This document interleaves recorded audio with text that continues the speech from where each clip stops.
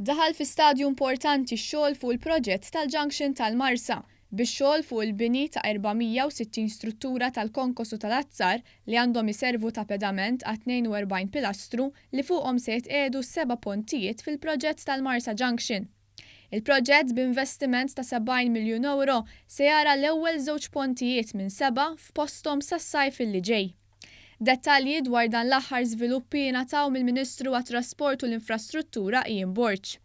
Qal li bħalissa għaddej ix-xogħol fuq il-pedamenti tal-ewwel pontijiet li se jaqdu triq Aldo Moro ma' triq Garibaldi. Impressjoni artistika u animata turi li l-ogħla flyover se tkun f'loli ta' madwar 4 sulari.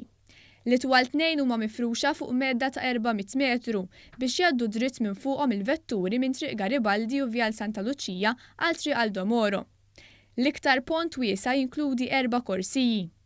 Il-pontijiet se joħolqu konnessjonijiet diretti kemm fid-direzzjoni l fuq kif ukoll l-isfel bejn triq Aldo Moro, Vjal Ser Pol Boffa, Vjal Santa Lucia, triq Giuseppe Garibaldi u triq il-Marsa. Il-Kap Eżekuttiv ta' Infrastruttura Malta Frederica Zoppardi qal li x-xogħol qed isir f'żona mdawra bil-barikati u mhux qed jaffettwa t-traffiku li għaddi miż-żona. Biex naħdmu bridge wara l-oħra.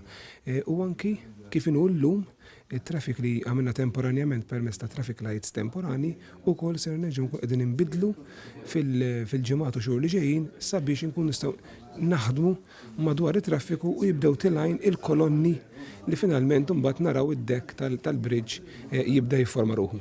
Bħalissa l-kuntratturi qegħdin ukoll jiskavaw u jibnu aktar minn 2 kilometri ta' culverts biex iboġġu cables ġodda tal-elettriku ta' voltaġġ għoli biex isaħħu n-netwerk tal-elettriku eżistenti tal-inħawi. Aktar minn 13 kilometri addizzjonali ta' networks tal-ilma, drenaġġi, il-qoħ tal-ilma tax-xita, elettriku, internet u telekomunikazzjoni se jitpoġġew ukoll taħt luċuħ ġodda ta' triq bħala parti minn din il-fażi tal-proġett. Il-Ministru Ian Borch qal li miż-żona tal-Marsa jgħaddu 100,000 vettura kuljum. Bil-proġett se jwassal sabiex jonqos drastikament il-ħin ta' stennija. U għaddeskriva l-proġett bħala l-ikbar investiment fuq kwalunkwe arterja fin-netwerk tat-toroq Maltin u bħala proġett li ser ibiddel għal dejjem il-mod ta' kif pajjiżna jħares lejn l-infrastruttura tat-toroq. Llum spjegajna kif ix-xogħol għadu għaddej b'ritmu tajjeb, però forsi mhux daqstant viżibbli għal dawk li jkunu qed jivvjaġġaw. Bħalissa qegħdin jibnew issa għajn ta' l-ewwel pont li se nkunu qegħdin nagħtu matul is-sajf li ġej, il-pont li jieħdok minn Aldo Moro għal triq Garibaldi.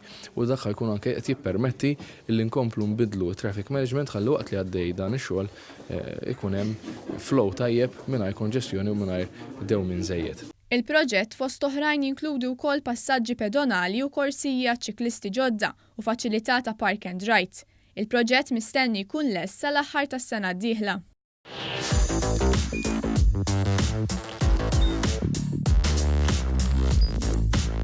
Idħol fuq one.com.mt u hemmhekk tista' tara l-programmi kollha li jxandru fuq One permezz ta' One Play.